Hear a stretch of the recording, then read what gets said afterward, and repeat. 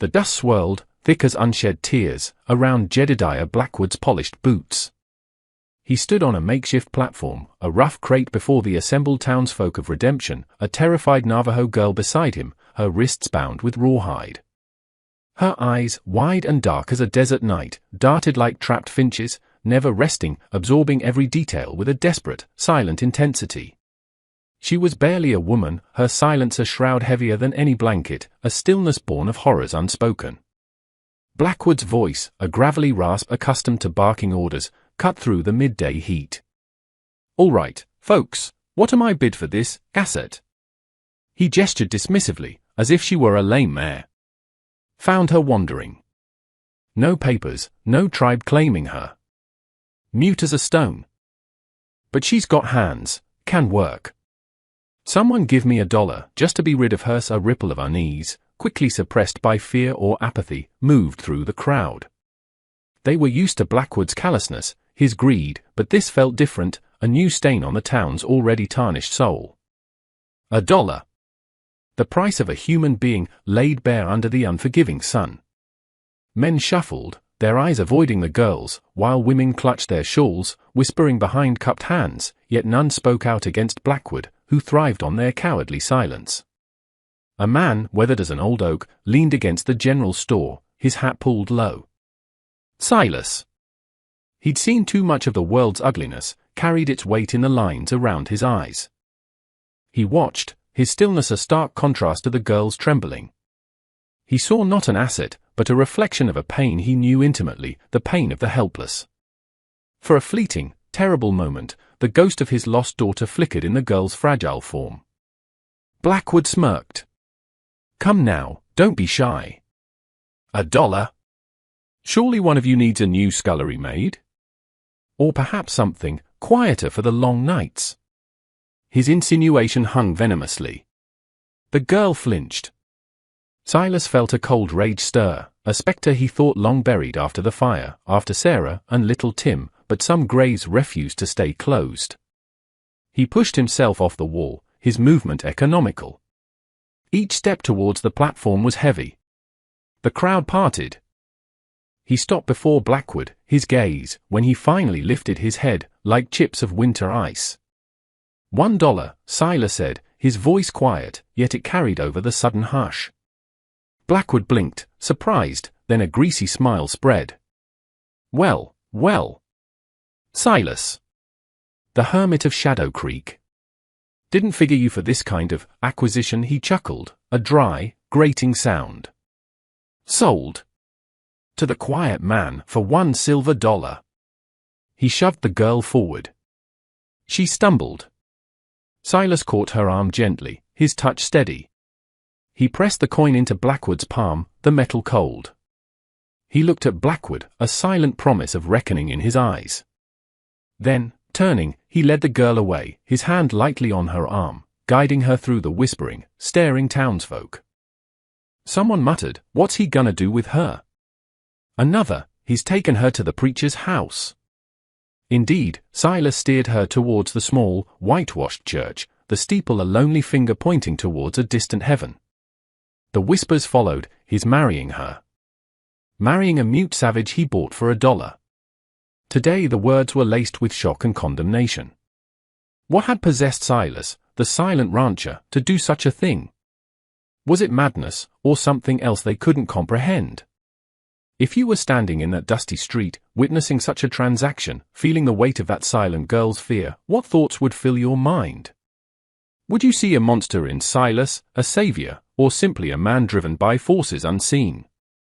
The preacher, Thaddeus, a nervous man with spectacles perched on his nose, had stammered through the briefest of ceremonies, his eyes darting between Silas's grim face and the girl's terrified, unblinking stare.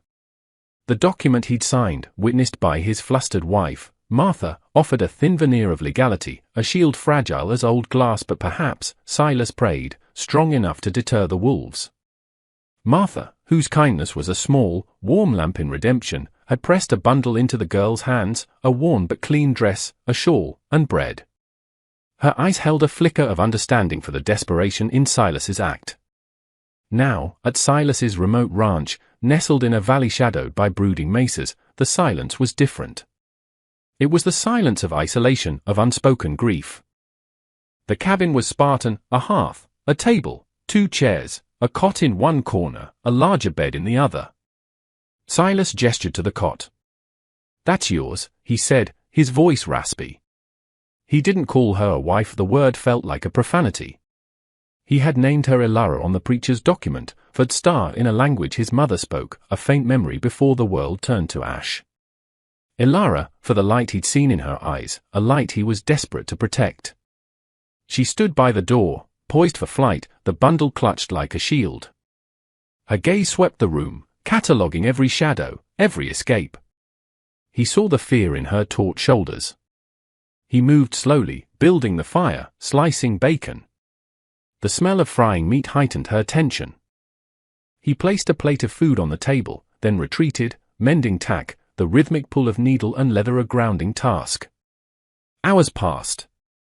She hadn't moved. He sighed. "You need to eat," he set the plate on the floor near her, then retreated. More silence. Then, a tiny rustle. He heard faint chewing.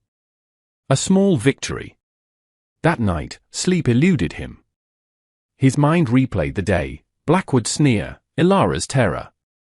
Then, unbidden, smoke, flames, a woman's scream, a child's cry abruptly silenced. He closed his eyes, a muscle working in his jaw. He had failed Sarah, his Tim. The fire had taken them, and part of him. But looking at Elara, he felt an ember of purpose. He would not fail again. This silent star, he would protect her. The marriage was a desperate lie. But the vow he'd made to himself was real. Could this place, a man like him, offer sanctuary? Or had he merely traded one cage for another in her eyes? The next morning, Elara was gone from the cot. Panic seized Silas. Then he saw her, outside, by the small, struggling vegetable patch his wife had tended. She stood still, listening to a meadowlark. Her hands were clasped loosely. When she turned and saw him, fear flickered, but less potent. She didn't bolt. She looked at him, her dark eyes holding a question. He nodded, a silent greeting, then went about his chores, aware of her, a small, silent shadow. Later, he found she had eaten the bread Martha gave her. A small sign. He clung to it.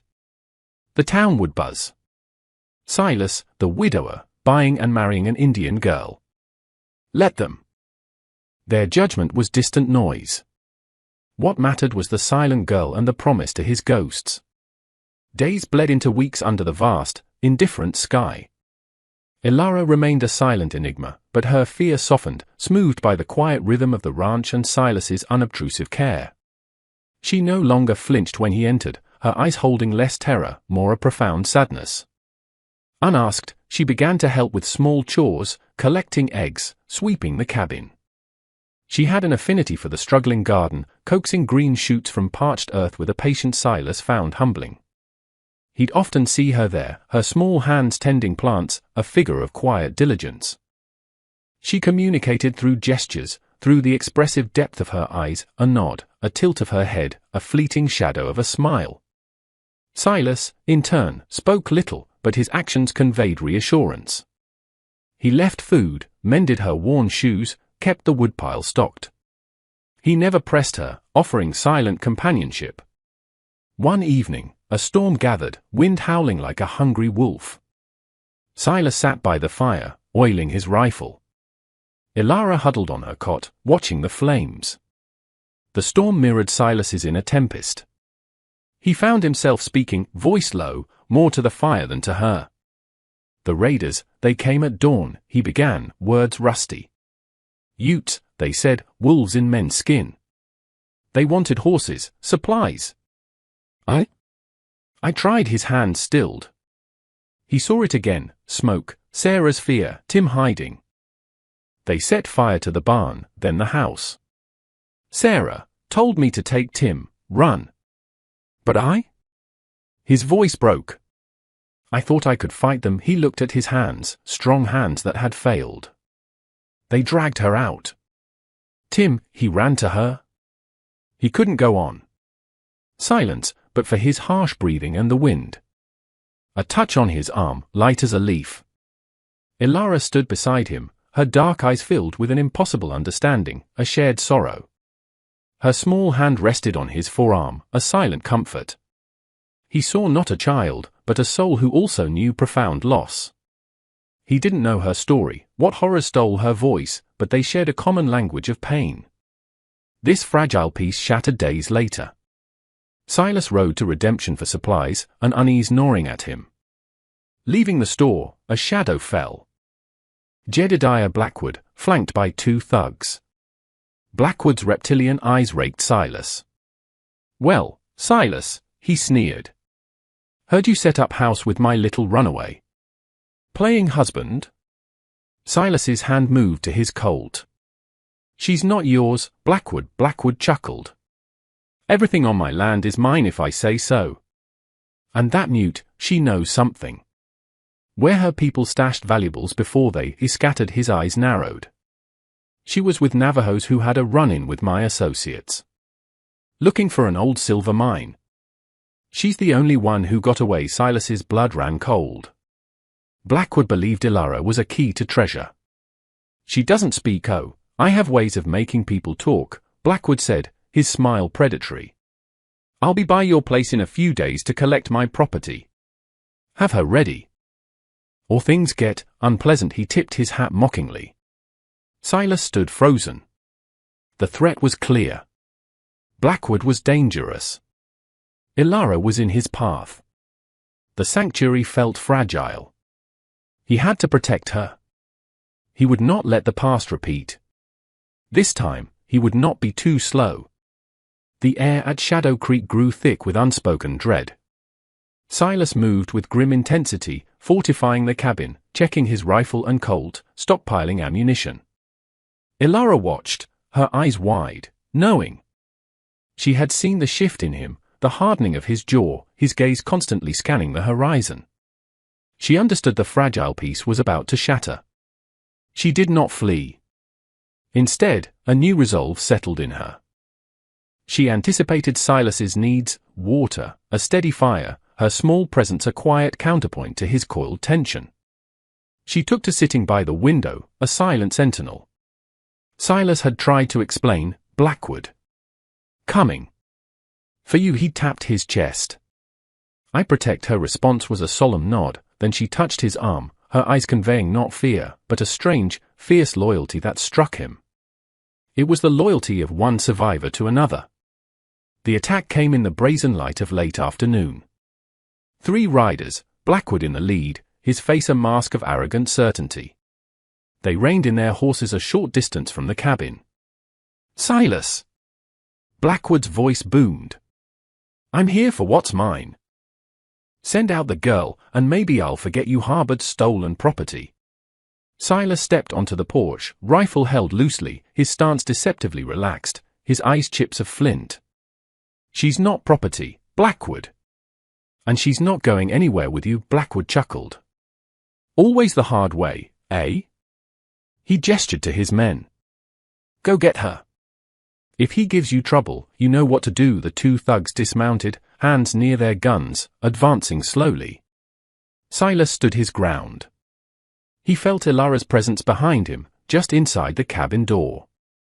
"Last chance, Silas," Blackwood called. "She ain't worth dying for." Silas's reply was soft, yet heavy with conviction. "Some things are." As the first thug reached the porch, Silas moved. Not frantically, but with swift, economical motion. The rifle fired from the hip, a blast sending the thug staggering back, clutching his leg, howling. The second man, startled, drew his pistol, but Silas was pivoting, his Colt appearing as if by magic. 2 shots slammed into the man's chest, throwing him backwards. It was over in seconds. Blackwood, face contorted with rage, fumbled for his own weapon. Silas was already moving, leaping off the porch, eyes blazing with righteous fury. He advanced on Blackwood, peacemaker steady. "It's over, Blackwood." Blackwood, cowardice warring with arrogance, finally drew, firing wildly. The shot kicked up dust. Before he could fire again, a piercing shriek cut the air, not terror, but rage. "Ilara!" She burst from the cabin, a cast-iron skillet held high. She brought it down with all her might on Blackwood's outstretched gun arm. A sickening crack. Blackwood screamed, pistol clattering away. He clutched his broken arm, face pale. Silas was on him instantly, gun to Blackwood's temple. "You came for a girl," Silas growled. "But you found a man ready to defend his own. And her stronger than you imagined." Just then, horses approached. Sheriff Brody, alerted by Martha, who had seen Blackwood ride out, armed and malicious. Brody took in the scene, downed thugs, whimpering Blackwood, resolute Silas, and Ilara, panting, skillet in hand, eyes blazing. The sheriff nodded. "Looks like you handled this, Silas. Seems redemption owes you its thanks." He and his deputy took the wounded and Blackwood into custody. As they rode away, Ilara slowly lowered the skillet. Her chest heaved. She looked at Silas, a tremor running through her. And then, she spoke. Her voice raspy, hesitant, but the words clear. "He hurt my people." 3 words. The first he had heard her utter. A testament to her pain, her resilience, her courage. The silence that descended upon Shadow Creek after Sheriff Brody departed was profound, yet different. Not fear or grief, but the quiet hum of aftermath. Ilara stood before Silas, the skillet at her feet, her chest still rising and falling. "He hurt my people," she had said. The words, few and halting, hung in the air, a bridge across the chasm of her silence. Silas looked at her, truly seeing not just the rescued girl, but the fierce, resilient young woman who had found her voice in conflict. A slow warmth spread through him, a feeling absent since before the fire. "Hope." "They are gone now, Ilara," he said gently, using the name that now felt truly hers. "Blackwood won't hurt anyone again." She nodded, her dark, luminous eyes searching his. A question there, a vulnerability. What now? He knew their journey together was entering a new chapter. The sham marriage, a shield of desperation, had forged a genuine bond. He knelt, eye level with hers. "You are safe here, Ilara," he said earnestly.